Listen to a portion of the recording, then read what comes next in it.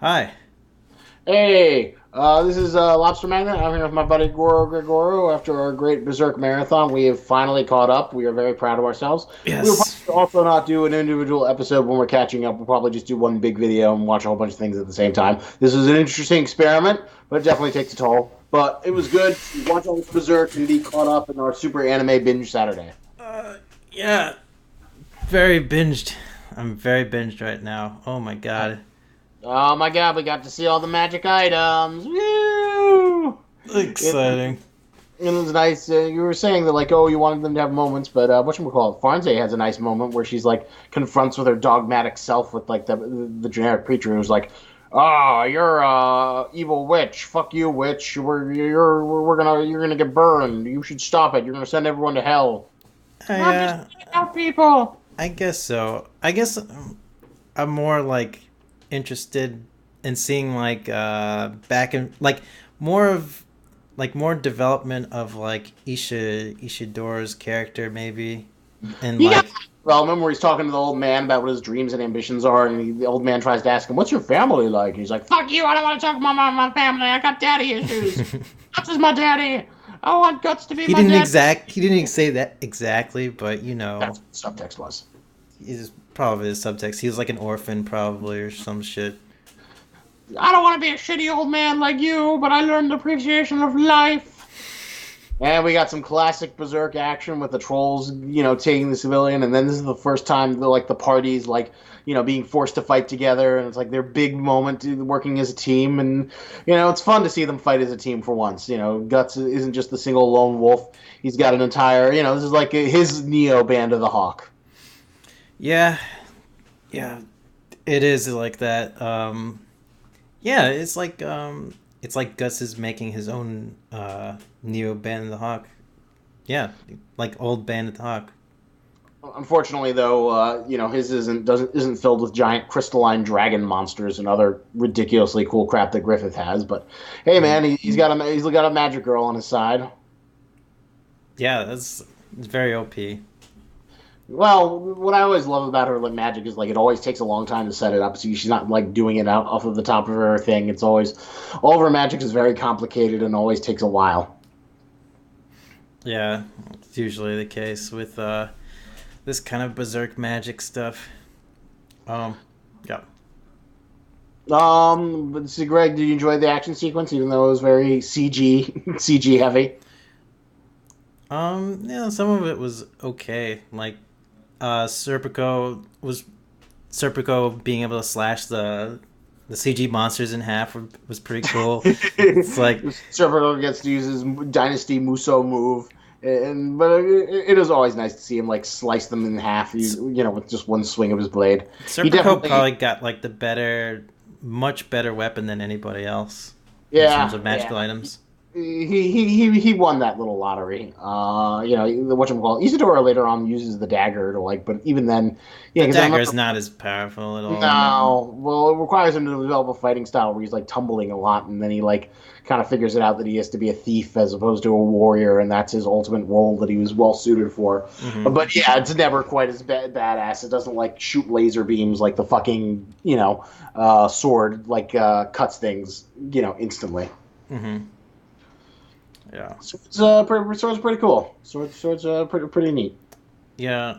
In the Holy See guy, the priest who's like, we don't want any witch magic here, protecting us. Even if you are protecting us, it just goes against our faith Our stuff. It's like a morals. perfect kind of way for Farnese to mirror Yep, her her own own life. fanatical, intolerant viewpoints that she had before. So it's a really good point for in the part of her journey. She goes from God fearing, conservative, super Christian to more pagan, open minded, polytheistic, Wiccan, whatever that she is now. Yeah, I guess that's basically that's basically what it comes down to. And Serpico's still if it was up to me, I wouldn't even be here. But you know what? At least Farnsey's smiling, my half sister smiling. So you get that one, Guts. Yeah. But little by little, he sort of like comes along and becomes less belligerent and more and more appreciates his journey. Yeah. Yeah, I guess so. I don't know. There wasn't that much content to this episode besides No, just like the build up to like it was fighting mostly and just a build up to an action action. sequence, which was not the greatest action sequence in the world, but it was classic guts slicing through stuff. And then later on, we get like this escalation as we have like more mythical creatures come through, and there's also some interesting things where it's like the trolls can't get into the temple, but or the church, but they can still fucking throw physical objects and fuck shit up. Right. And then that becomes like a new challenge, and I'm curious to see that animated, and it's gonna be an exciting episode next week. This wasn't the most in depth. This is basically the D&D party, going and wrecking it to shit, where we get to see, all their tools in action. Mm-hmm. It's a satisfying display of that. Yeah, makes me want to play D&D. That's or go buy the Berzerk Muso game or the PS2 game where they have guts slashing through stuff and through this story arc. I'm thinking if this is 6 episodes, I guess you could. And maybe if you go through the material really quickly, you could end episode 12 at the point where they go back to where Guts gets the Berserker armor. Yeah, that's what I imagined because they do show clips of Guts in the Berserker armor. So that's definitely happening at some point. We'll just have to wait and see. Yeah. But this was definitely an epic marathon. 7 out of 10. Always good for the berserkiness for the berserkers out there. I say this episode was like a 5. You're so cruel. You're so cruel. I can see that argument. That's like a kind of average episode. It's like they're fighting. They're fighting some stuff. But it's the first time that they're a team, and they're fighting to save villagers, which is kind of like the Berserk status quo. Guts is always although he's less selfish this time. Yeah. Well, what's his motivation for the trolls? It's just sort of like the witch asked him. Oh yeah, the witch said she'd put a seal on him, so that's his sort of operating thing. Although it's a little less mercenary because Guts is always kind of a selfish character, and he always if you don't have the strength, then fuck you, go die in fire. You can't follow me, no matter how much you want to. The thing about the troll arc, I mean, the trolls don't have a lot of depth to them as an enemy.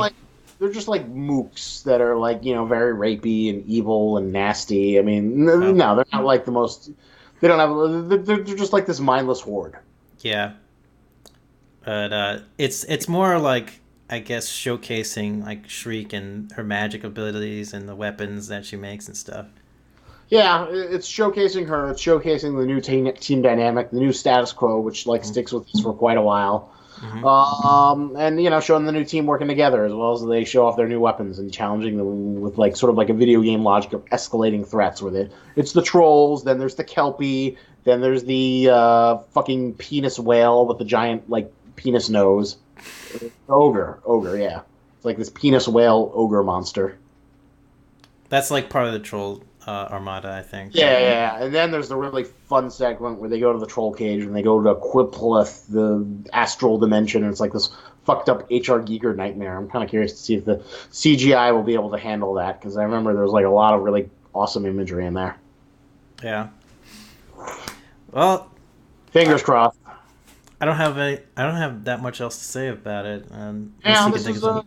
Yep. So we'll see the next, as things escalate and see if they do it justice. And we're enjoying it. We're trucking through. Berserk 2016 may not be the greatest anime, but it gives us Berserk. It keeps the dream alive, and it's always nice to see that this is being done by somebody, even if it's not this guy in the room. Yep. Sure. All right.